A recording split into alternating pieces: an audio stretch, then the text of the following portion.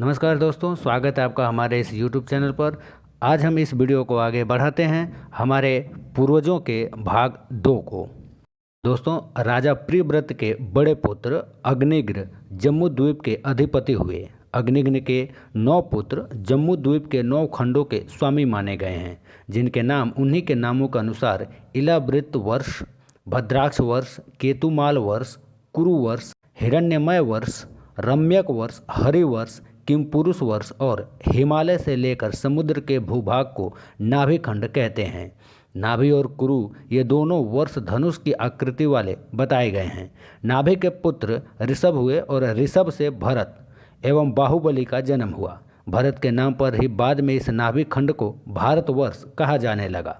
बाहुबली को वैराग्य प्राप्त हुआ तो ऋषभ ने भरत को चक्रवर्ती सम्राट बनाया। भरत को वैराग्य हुआ तो वे अपने बड़े पुत्र को राजपाट सौंपकर जंगल चले गए।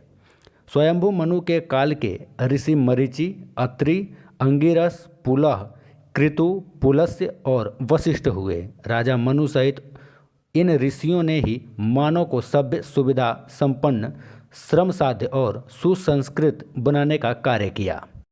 ब्रह्मा जी के पोते ऋषि कश्यप ने ब्रह्मा जी के पुत्र दक्ष की 13 कन्याओं से विवाह किया था।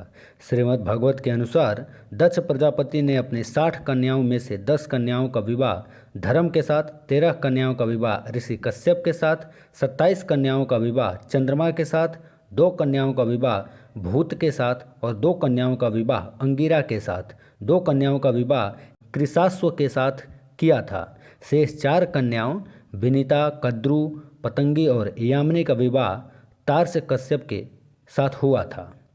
इस प्रकार ऋषि कश्यप की अदिति, दिति, दनु, काष्ठा, अरेष्ठा, सुरसा, इला, मुनि, क्रोधवसा, ताम्रा, सुरभि, सुरसा, तिमि, विनीता, कद्रु, पतंगी और यामिनी नाम की पत्नियां थीं।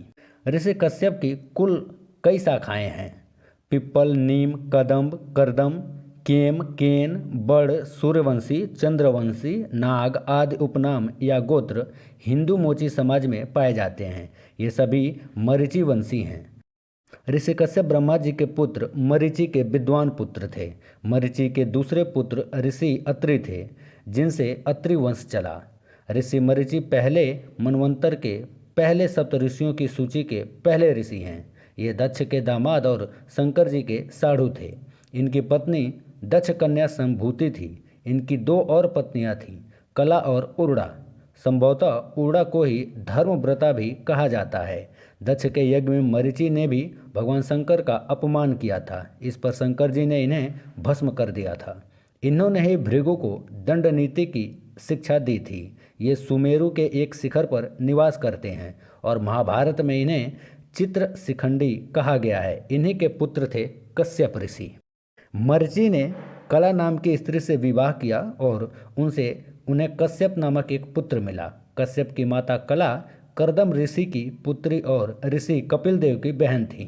मान्यता के अनुसार कश्यप को ही अरिष्ट नेमि के नाम से भी जाना जाता है। सुर और असुरों के मूल पुरुष ऋषि कश्यप का आश्रम मेरु पर्वत के शिखर पर था।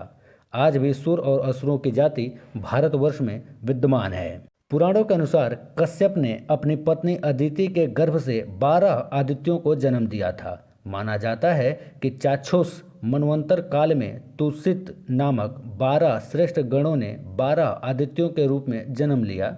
विवस्वान, अर्यमा, पूषा, त्वष्टा, सविता, भग, धाता, विधाता, वरुण, मित्र, इंद्र और त्रिविक्रम थे। त्रिविक्रम ही भगवान वामन थे। ऋषि कश्यप के पुत्र विश्वान से वैवस्वत मनु का जन्म हुआ था। अदिति के पुत्र ही देव और सुर कहलाए। इनके राजा इंद्र थे। अब बात करें वैवस्वत मनु के पुत्रों के बारे में, तो वैवस्वत मनु के 10 पुत्र हुए। इल, इक्ष्वाकु, कुशनाम, अरिष्ट, धृष्ट, नरस्यंत, करुष, महाबली, सरयाति और पृषत। राजा इक्ष्वाकु के कुल में जैन और हिंदू धर्म के महान तीर्थकर भगवान, राजा, साधु, महात्मा और सृजनकारों का जन्म हुआ है। वैवस्वत मनु से ही सूर्यवंश की स्थापना हुई। मनु के 10 पुत्रों का वंश अलग अलग चला और सभी की रोचक जीवन गाथाएं हैं। मनु ने अपने ज्येष्ठ पुत्र इल को राज्य पर अभिषिक्त किया और वे स्वयं तप के लिए वन चले गए थे।